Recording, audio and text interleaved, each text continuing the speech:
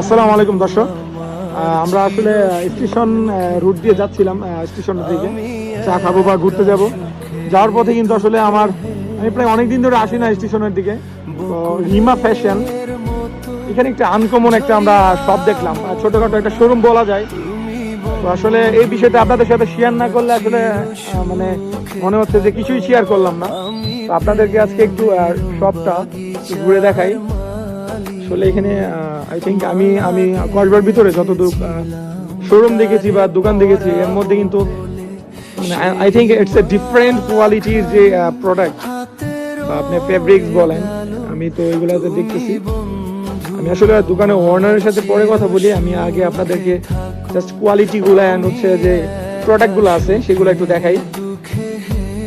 এখানে আমি কিন্তু আসলে এই টেক্সটাইল লাইনে কিন্তু আমি নিজেও ছিলাম, জব করতাম। তো I think I have something experience about my self about garment sector.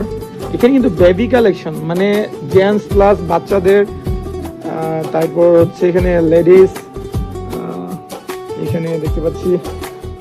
এই জাস্ট আপনাদেরকে দেখাচ্ছি, আমি ওনারের সাথে কথা বলে হয়তো বা আমি বিস্তারিত জানতে পারবো।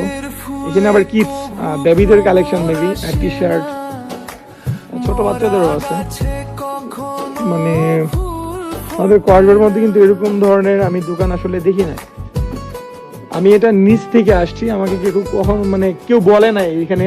আমি দেখে আমার আসলে এতটা দৃষ্টিনন্দন মানে লাগতেছে বাইরে থেকে। আমি আসলে না দেখলে বা ভিডিও না করলে মনে হচ্ছে যে আমার কন্টেন্ট ক্রিয়েটারের মানে কোনো মানেই রইল না। আসেন দেখি এইখানে যে কটা দিনে আছে বা বর্তমানে অনারশিপ আছে, তার সাথে কথা বলি। আসসালামু আলাইকুম ভাইয়া। ওয়ালাইকুম আসসালাম। যে ভাইয়া কি এখানে মেইন, না আপনার অনুপস্থিতিতে অন্য কেউ আছে? না, আমার অনুপস্থিতিতে বড় ভাই আছে, উনি ঢাকা ব্রাঞ্চে আছে। আচ্ছা, একটা ব্রাঞ্চ আছে, ওই ব্রাঞ্চে আর কি। আচ্ছা। তো আপনার নামটা একটু বলবেন? মোহাম্মদ মুজাহিদ সরকার, আচ্ছা।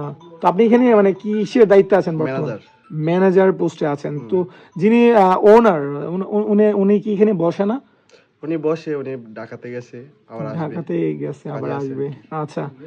সো এখানে আমরা আসলে কি ধরনের এত মানে ইন্টারেস্টিং একটা কিন্তু সব দেখতে পাচ্ছি, আমাদের কর্মের মধ্যে এরকম নাই।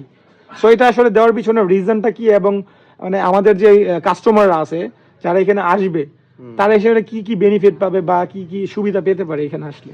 এখানে এটা হলো মূলত ব্রাঞ্চটা ছিল ঢাকাতে। এটা ঢাকা ছিল ব্রাঞ্চ। কসবাতে এরকম কাপড় কোয়ালিটি, এক্সপোর্ট কোয়ালিটি কাপড় কম। এগুলো কি তার সব কারণে এক্সপোর্ট? এক্সপোর্ট সব এগুলো এক্সপোর্ট। আচ্ছা, এক্সপোর্টের প্রোডাক্ট। তো I think it's a good product. তো এটা ভাবছি আমরা ঢাকার ব্রাঞ্চ কসবাতে নিয়ে আসি, তো রেল স্টেশন দেওয়া